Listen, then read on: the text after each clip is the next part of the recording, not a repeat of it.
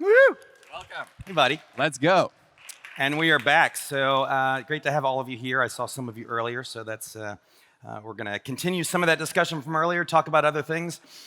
Really, this idea of Web3 and the future of marketing. How do brands and products and luxury engage in this kind of new era? So we'll talk about a bunch of different things that may not seem exactly related to that, but I want to tell a little story that takes us to this future world where all of this is very Web3.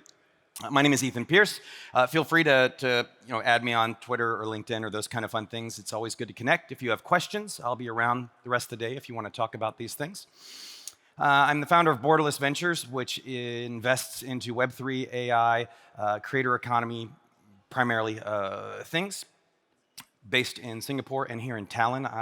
I'm American, but I live in Paris. I've been in France for the past 15 years, so I'm 19 years at this point, so very European, I guess, at this point.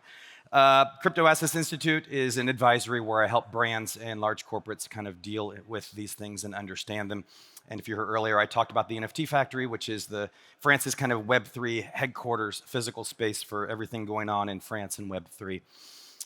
I don't really talk much about financial stuff, but if you do think any of this is about money, this is not legal or financial advice. So any kind of good things there to go with. So if you are in Paris, we just closed the current location, but we're going to be opening up a new one. So keep an eye out for that if you come to Paris, Blockchain Week or NFT Paris or any of those fun things. There's always lots of good side events going on. What is Web3? Well, the reason I kind of start here is because why do we have this word? And without getting into it, because I think a lot of you probably understand this, but the whole point is we had a Web 1, which was this flat, static web that we could not interact with, and that was supposed to be Web 3. It was supposed to be decentralized and accessible. It was supposed to democratize access to information, but it's centralized because the technologies didn't allow for what it needed to be, and it just went where it went. Web 2 gave us the ability to interact with things. We could leave comments on articles. We then had social media, and then we could create our own content. And so that user-generated content era, the read-write web came along. Web 3 is the same thing, but we're going to start removing the intermediaries so that while I can post videos to YouTube, and I will post the video to YouTube, that's great. But if I want to have a connection with my audience, right now it goes through YouTube. Well, what if my community was based on some other tool where there was a way to have direct connection, to have proximity with them? And that's what we see with NFTs and then with DAOs and all these other fun things we're going to talk about. And brands are very interested in that. They want to own the relationship with their customers, with their fans. So Web3 is going to give you that because we remove the intermediary. Now I can have an NFT that token gates something, that gives me access to something technologically, whether it's YouTube or Spotify or these other platforms that are token gating as we speak, to be able to do that, and that's going to let me maintain those relationships. But it also matters for everybody who's just creating anything. Everybody in the creator economy can do this. Yesterday we had a panel at yesterday here for the executive day, and it was about doing business, Web3 business in Estonia, and one of the guys is an organic chicken farmer, but he made NFTs. Which was super cool, and he created a community around his farm, and I think that's absolutely brilliant. So we're going to see how that kind of works. But it is very much this idea of why does Web3 matter for marketing? It matters because what you do in marketing for brands that want to create that kind of connection with their customers is you create community. And if Web3 is one thing above anything, it's about creating community because it creates those relationships. I'm sure you all know this, but it's always good to define things along the way. So NFT just means non-fungible just means unique. There's one of them. And that's what brings us the power of all this technology is we've got this token, which just means a singular digital thingy, but it's unique in that since there's only one of them, we can build stuff on top of that brings us value. And I'll show you a whole bunch of examples of what that means. So we have digital art. Fine digital art in the next 10 years will become $1 trillion asset class. Not your monkey JPEGs, but photography and illustration and all this kind of art that's made by artists who are now able to build community through Web3. Obviously, digital collectibles like those lovely monkey JPEGs are a huge deal. I mean, if we look at Pokemon, we look at Magic the Gathering, we look at comic books, we look at trading cards for other things. Those are billion-dollar industries, each and every one of them. So digital collectibles are huge. Intellectual property, digital identity we'll talk about, academic credentials, digital twins, the fact that we attach an NFT to a physical thing. Like you'll see out here, Interstellar is one of the exhibitors in the space, and Louis will have a talk. The ability now to invest in fine wine, and each one of those bottles has an NFT that goes with it. so that you can track it, so that you can trade it without actually having to deal with the physical bottle. All kinds of really interesting things that are going to be built there. Fashion and luxury have been early in on this because their communities are extremely important to them as a brand, and because also their products are rather singular in the sense of each one isn't, there's maybe only 1,000 of something or 5,000 of something. So the ability to track it and consider it as an asset that is resold or traded or has a life kind of around it has brought a lot into this space. Rewards and loyalty, there's a bunch of discussions today on that because this is one of the hot spaces as well. Then we'll talk about events. Well, we won't talk about all this because we don't have the time, but there's events and ticketing. There's gaming, which is huge. I mean, the amount of money in digital gaming, everything in Fortnite and Grand Theft Auto and Pokemon, every game you play is a digital asset. It's just in a database. But once we break it out and we make it a tokenized digital asset so it can just wander and have a life on its own, this becomes massive for us in the space. Music will be, I think, the big next adopter, and I'll talk about that very quickly. And all these things actually fit the concept of why products and luxury, because products and luxury need to touch customers. And you touch customers through events, through musicians, through artists, through the digital collectibles you can have, through all these things. This is all part of that recipe of how you market through Web3 for products and luxury. So obviously we all know our digital collectibles, that's fine. This one, so meme coins. So I live in France, and so franc is our new meme coin. If you've seen the meme coins for politics right now, you've got a Bode, you've got a Trump, you've got a Putney for Biden, Trump, and Putin. They're these huge meme coin things. A lot of that's garbage and doesn't matter, but a lot of it has really interesting communities built around it. And so, again, this word community can come back at us. So it's all about funny things that maybe you relate to or not and that you connect with. Alpha, today and tomorrow, there are 25 little NFC cards hidden around this building. And each one of them has $200 worth of franc and a few other meme coins hidden on it. It's an NFC chip. You tap it with your phone. You'll get the message. You open that wallet in your wallet thingy, and you just made some money. So there's 25 of those hidden around the venue somewhere. They got a little picture of Manuel or whoever. This is Manuel Macron. So by the way, I'm not sure Manuel likes it, but we'll see how that goes. So that's a fun thing to, there's a little alpha there for you. Fine digital art, photography, all these things that, are assets that exist elsewhere, but now are becoming tokenized in a way for people to provide two things: proof of authenticity and proof of ownership. This is what that non-fungibleness brings us in terms of uniqueness. The idea that that thing that I want to buy or that I want to have is a real one, and it belongs to the person that's going to sell it to me. Now it belongs to me. Whether it's a painting on a wall, whether it's a trading card, whether it is anything, non-fungible gives us this wonderful thing, the immutability of the blockchain, the fact you cannot change the information on it, gives us 100% trustable proof that the thing that we're looking at is real and that it belongs to the person who's selling it to you. Because when you're looking at fine art, that may or may not be a lovely Rothko or Herring or whatever else whatever modern art you might like hanging on the wall you want to buy. It may or may not be real. It looks real. Is it? It's got a piece of paper that says it. Is that real? The inner seller out here doing this for NFTs. 2/3 of the fine French wine sold in China is not fine French wine. It's just got a nice label on the bottle that looks like the fine French wine. So what happens whenever you do this? The real bottles sell for 10 times the price of the shit ones because you know you're getting the thing that's actually real. So proof of authenticity and proof of ownership matter. And so how does that help us? How do we manage this concept? Well, it starts with digital identity. Many of you were here this morning when I started that discussion rapidly with the Air Baltics discussion. But the idea is, first we had phone numbers, your home number. Then we got email addresses. Then we all got mobile phones. And now, when you log into an app, you use your email address or your phone number, depending on your demographic. If you're if you're Gen Z, Gen Alpha, you're pretty much a mobile phone person. The rest of us, most likely email. It depends on what app you're using. The point is, that was our identifier. Well, now we have a new one coming along, and that's going to be your digital wallet. When I checked in the hotel, I had to show them my ID, and I had to give them my email address and my phone number. So I was using these things that identify me. Well, pretty soon, it'll become normal to also have a QR code that kind of shows the stuff I have in my digital wallet. That digital wallet is going to contain, well, my physical wallet. Now you have your digital wallet. You can sign into all this stuff with your Google account or your Facebook account or your X account, whatever. The same idea, except those aren't really digital wallets. They're just a thing that was done to make this work. But we're going to create versions of this, and we have the versions of this that are actually real. And what do you put in your wallet? Your real one. Well, you've got your driver's license or your ID. You have your car registration or whatever. You've got maybe you have the property title, maybe not in your wallet, but you have this thing that says you own that apartment or that house. You have your academic degrees. You have pictures of your dog, so digital collectibles. You've got a rewards card for the restaurant you go to a lot.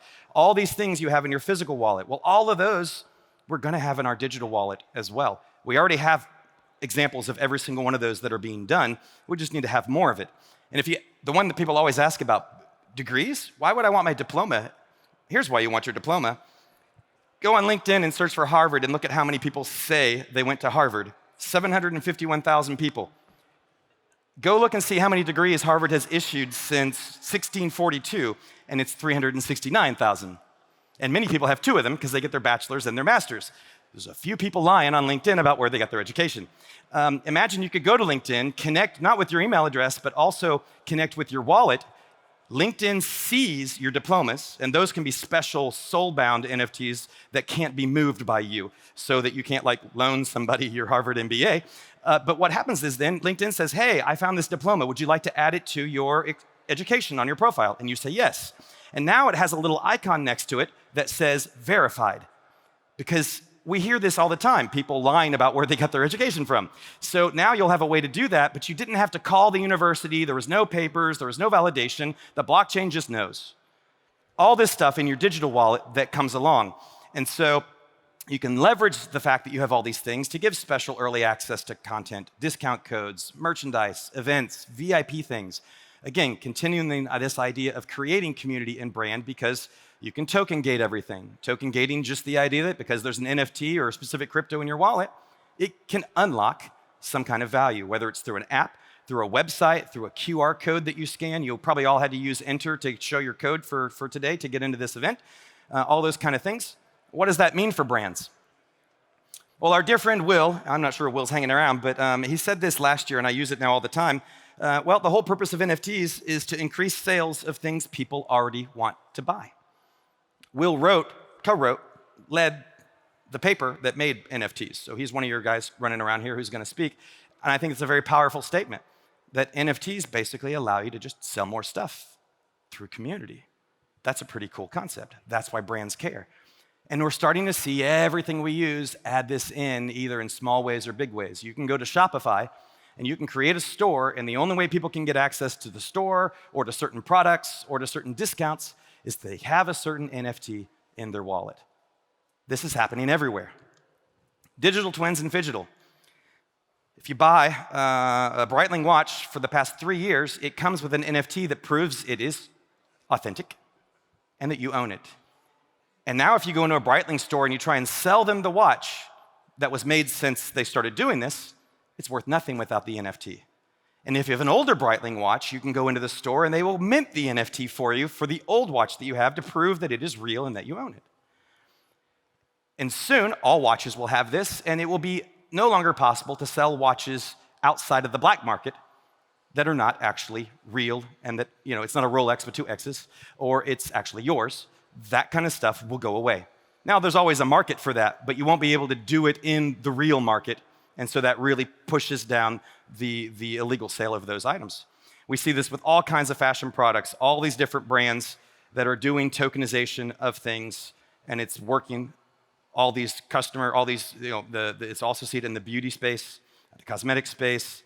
We see these are not NFTs, but it is blockchain where you can, this salmon and this olive oil are available in my little store next to my apartment in Paris, and both of them have a QR code on the package that lets me see that olive go from farm to bottle. Testing, lab, everything on the blockchain, completely transparent. Same thing for my little poor salmon here who ended up under plastic. He was born somewhere, he lived his life, and he continued on his journey into my store. All of that you can trace. It doesn't have to be NFTs. But this idea that we can create that value, that's really important to brands, to be able to show that something comes from somewhere, that it's valid, that it's real, maybe the sustainability impact of that, all these things that interact in this. I mentioned Interstellar with the ability to do this for wine investments. Obviously, digital collectibles, brands are doing all kinds of things in this space of offering NFTs. If you want these slides, I can send them to you, but they're not, each one doesn't need to be explained. It's just to show you that there's crazy amounts of this being done in experiments, but also this one, Yves Saint Laurent, they're on their 4th version of this in 3 years because it works so well of giving people NFTs connected to a product launch and that creating community. Let's see what else. Nike, more wine. We look at rewards and loyalty. So Starbucks, their beta has stopped for their rewards and loyalty program. I think they learned a lot from it. I think it will be a very good thing for rewards and loyalty, but this didn't completely end the way they wanted it to. But betas are for that. They're also for learning things. But it was a really interesting thing because a lot of these rewards and loyalty programs are based on the idea that instead of having to buy something to get rewards, you interact with the brand to get rewards. So instead of the card that you punch every time you buy a salad at the restaurant, and after 10 salads, you get another salad, well, for this, you took a quiz, you watched a video, you did all these tasks, and there were 5 or 6 tasks per mission, basically. And each of those journeys, of those 5 or 6 tasks, only one of the tasks was spend money in Starbucks. The others were watch a 2-minute video on sustainability and coffee production. That stuff creates incredible brand engagement, and it's not just about spending money. So lots of good lessons learned here, but that program is no longer. We saw Air Baltic, Etihad, Lufthansa. They're doing really interesting things about how you take flights, how you get miles, how you interact with the brand. Joker Club is Partouche Casino, which is the biggest casinos in Western Europe, France primarily in Western Europe. And this is the whole thing of, they've created this NFT series to basically create collectibles. You have to go to certain casinos to get the certain collectible of that, so it causes you to want to go to the other casino to find it. It creates this gamification. There's all these amazing examples of how this works in that space. Salesforce now has wallet management in terms of being able to track that and use it as a way to interact with your customers. So brands are engaging with this, even if we don't feel like we're quite there yet. We're still building and amazing things are happening. One of the next big thing was, and I have to go through the last slides a little quickly, but video games in metaverse, everything in video games and metaverse subjects is a digital asset. It's just in a database. Well, the thing is all of those in-game assets, all those things become super interesting when we can break them out, where now you can create markets around them. Now I can sell. I play Pokemon Go. Pokemon Go still makes $100 million a month. And if I could start selling all the crap in my Pokemon Go, that'll be a good day. So once they open all that up, it's really interesting how this works. You don't have to be a professional gamer to make money from games. You just have to enjoy playing the game, and you can maybe monetize some of that stuff you found or you earned or whatever. And it just creates really interesting economics there. And all of these games are doing that. All these games are interested in that. They want this to happen, and they are actively working on making it happen. NFT ticketing is just the idea that tickets are already non-fungible entities. Each ticket it's for a seat or a person or a thing, so it's already unique. Now we just take that digital, and you can do all kinds of stuff with it. Ed Sheeran did it for his big 2 tours in Paris and London, where every ticket was in the app, so you didn't know it was an NFT, but you had to show a QR code to get into the building, and that was an NFT, and it completely broke all of the sales of tickets that were like, instead of you buy the ticket for $80 and then you sell it for $500, guess what? It's an NFT, so you buy the ticket for $80 and you have to sell it for $80, or maybe 90, but then the 10% goes back to Ed. Like, there's interesting ways we can do that with NFT ticketing. Music will be the big thing, I think, that drives the adoption in this space. Imagine being able to go, you can already beta this on Spotify, but imagine being able to go to Ed Sheeran or Taylor Swift or any of these people, and we're never going to buy music again, but streaming doesn't pay well. So what could we do? Well, say Ed decides for his next single, you can go to his website, or you can go to Spotify, and you can, for $5, you can buy early streaming access through this digital asset. So you don't buy the song because you're not going to download it, but you just, for 2 weeks before everybody else, you get to listen to it. But also included in that NFT, which you could sell or trade, is a couple other versions of the song. Maybe a live version, maybe a video, maybe discounts on merchandise, maybe first in line tickets to the concerts, because you can buy the tickets before anybody else on Ticketmaster because you have the NFT. All these things baked in. $5 a piece for that. Every time he drops a song, he's gonna make $10, $20 million. Every time your favorite independent band with 2,000 rabid fans does this, they could make 10 grand a month. Like, it's a crazy way to think about how this can build value for people, for brands, for products, and all these things. And this is all being done right now. It's all happening, and it's all coming. It's all about building community and connecting with your customers and fans, all kinds of brands. Budweiser sold pictures of beer cans and made a fortune. And then they threw a big concert that you could only get into in one of their breweries in Philadelphia if you had the can. And then they did it again, and then they did it again. It's pictures of freaking beer cans. But the people who care. And that creates really interesting things. This is a whiskey, a rum brand that is doing a similar thing. Let's see, Metaverse, I'll finish this because I'm done with my time, but LVMH is using Epic's 3D technologies to start creating all kinds of immersive stuff. Lacoste has this store. There's so many examples of this. Balenciaga, you can buy a physical hoodie and you can wear the physical hoodie in Fortnite because it's an NFT, or you could have bought it in Fortnite and then go get the hood. Like, this stuff is just absolutely amazing for the brands that it fits for.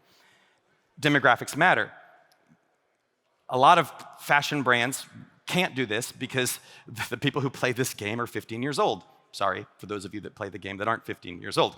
But you're not going to go buy Louis Vuitton or Gucci necessarily as a 15-year-old Fortnite player. But you do want the Balenciaga hoodie or maybe some of the streetwear sneakers and things like that. So demographics matters, but it's hugely interesting. Last thing on that, we're going to start seeing the technology evolve very quickly that makes immersiveness actually interesting, because it's shit up until now. Because I'm 52 years old, I do not want to experience a Roblox environment if I'm immersive. I need something that's actually better than that.